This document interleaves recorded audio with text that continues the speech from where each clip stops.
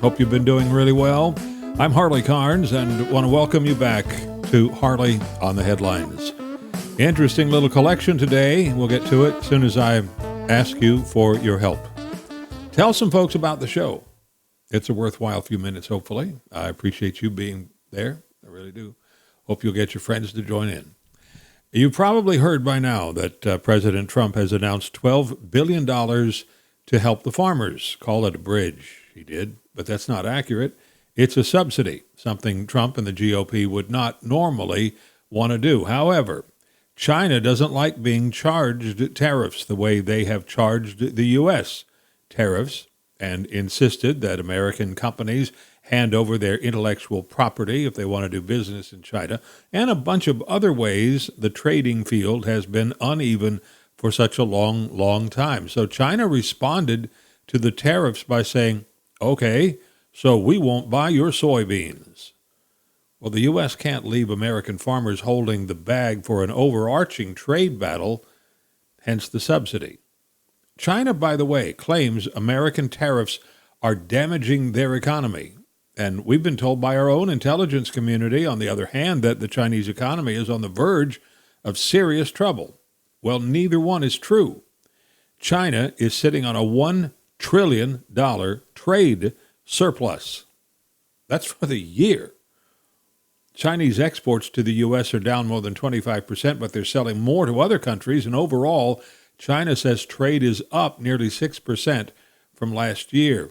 Talking out of both sides of their mouths over there. China is not your buddy. Make no mistake about that. The United Nations says, wait, let's stop right there. Soon as I hear that, my antenna goes up and my hackles too. The UN says,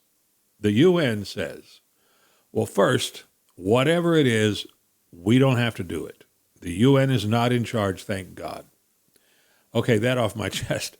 The United Nations says we must, that the world must, do even more, spend even more on climate change, also known as global warming, and pollution, which is a very broad topic, and biodiversity, and the loss of land to human expansion. They want to ball them all up into one big package and say we must treat them all as the same thing. The UN is all about propping up some true BS that feeds billion-dollar industries that exist because of the gullible. That included me for a long time. Taking each of those one at a time and very briefly, climate change. The whole thing is being questioned. Why? Well, because nearly every single prediction, dire prediction of so-called global warming has fallen short or failed outright. In fact, the world is not roiled by more and more violent hurricanes, like they've told us for decades was going to happen. Hurricane seasons have been about average year after year. This year was pretty light, and that just can't happen, right? Not if a warmer world means impending doom. El Nino and La Nina, they're real. They're natural cycles of heat and dry and cold and wet, and they make an annual difference in what happens with the weather. Hell, if the doomsayers of the climate change propaganda machine were right, we'd be living on a griddle already. Drought would be nearly everywhere. And that right there points to one of the issues. Only climate change Kool-Aid sellers can claim it'll be so dry we're all parched, and that storm systems will be deadlier and bigger and wetter and will flood the land, and melting ice will flood New York and wipe out coastlines. Farms would fail, food would be scarce, mass starvation the result. Already, it was supposed to be happening already. In fact, none of that has happened. The world is not flooded and frying at the same time. And we are producing more food than ever before in human history. On the subject of pollution, we have done a whale of a job on that. America's air has not been this clean in decades. We're not polluting it. The 6 most common pollutants in the air have been reduced in this country by 78%. That's since 1970. 78%. China is the world's greatest polluter, followed by India and a bunch of other countries that are growing and developing and not really caring about the air. Biodiversity, that remains an issue. Species, some of them are being threatened by all kinds of things, all the time, through all of history. One of the leading climate change scientists, Bob Watson's his name, from Britain, says you can't think biodiversity loss without thinking about the implications of climate change. Here we go again. A changing climate has not killed off whole species of animals, at least not yet, but humans have. If we want to protect biological diversity, and we should first stop cutting down the Brazilian rainforests for two reasons. There are plants and animals in the Amazon that we have not yet identified that could hold keys to curing diseases. All kinds of good things are there. Plus, the rainforest is one of the primary oxygen pumps of the planet. Those things are just true. Same story about the loss of land, though, to human expansion. The so-called experts blame it on climate change, all part of one big ball of give us more trainloads of your money so we can waste that too. The truth about land loss is a lot simpler than that. Since the 1970s, we have added a few people who need a place to live and the space that goes along with that. In 1970, the global population was just under 3.7 billion people. That's a lot of people.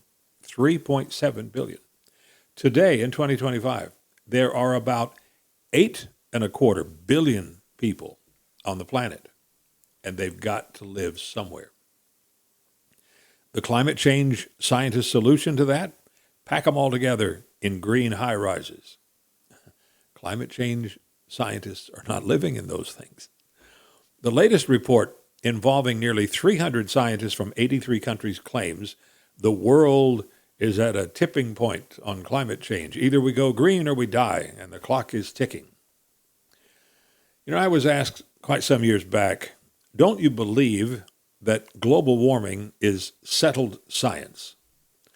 I paused before answering because believe is not supposed to be part of the structure.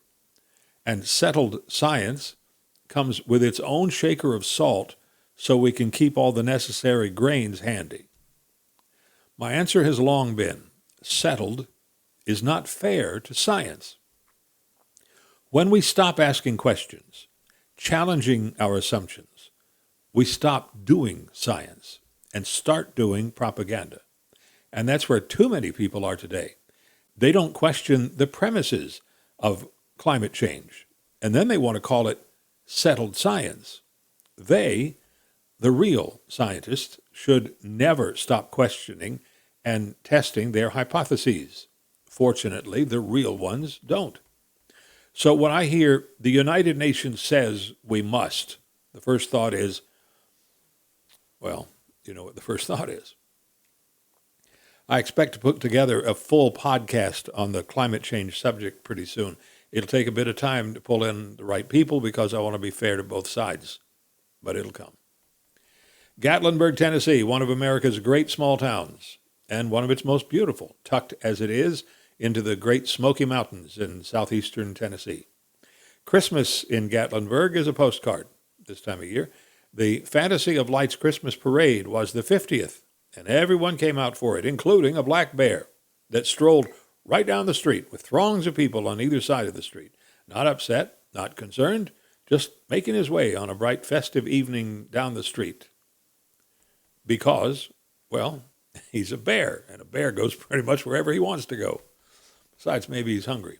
Another bear was seen, maybe the same bear later on, eating some of the garbage. Kind of like the longhorn steer that trotted down the highway southwest of Indianapolis. Cold weather, there on I-70 goes the longhorn. Long way from Texas. But not as far from the farm where he had escaped. No telling where he was trying to get to, but the word is he was glad to get back to the barn and the herd and the grain. Cowboys are known to wrestle a steer to the ground. Nobody wrestles a bear to the ground and wraps rope around his legs. That ain't going to happen. Just a peek into the life of a border agent, always on the lookout for contraband. In Cincinnati, officers seized a shipment that included boxes and boxes of pain pills called Tramadol. 30,000 pills, $150,000 on the street. It's a Schedule IV drug. Got to have a prescription or it's illegal. And yes, Customs and Border Patrol work in Cincinnati too, and anywhere else that international cargo shipments arrive. You got to feel for people who are behind bars this time of year. No matter what they've done, they're still people, and it's extra hard to be away from family during Christmas time. So they try to do what they can do to get some of that holiday spirit, including arrange for someone to fly a drone over the prison and drop in a care package. It is important for the drone operator to know where to drop the goodies. In South Carolina, the drone whirred and hovered over the prison yard in Lee Correctional in Bishopville. Release. The package landed, and no one was there to catch it, except a prison guard who picked it up and said something on the order of, "Ooh, looky here what we have." What is this? Well, there was a good thick beef steak still in the plastic wrapper, as well as some shrink-wrapped crab legs and a couple of cartons of cigarettes and a bag full of marijuana. Let the party begin, right? Corrections folks are pretty smart, too. They keep an eye out for things that get tossed over the fences or dropped into the yard. No return address on the package. No more for today's Harley on the Headlines either. Want to thank you for being there. Please, please, please, please help me spread the word. Growing an audience when you're not standing on your head or dousing yourself with ice water or some other gimmick is not as easy as you might think. So hit the like button if you would. I'd appreciate that. Forward the show to some other folks. Maybe they'll like it. Follow, subscribe, so you don't miss any. You know what to do. And I sure thank you for it. Thanks again. I'm Harley Carnes, and we will talk soon.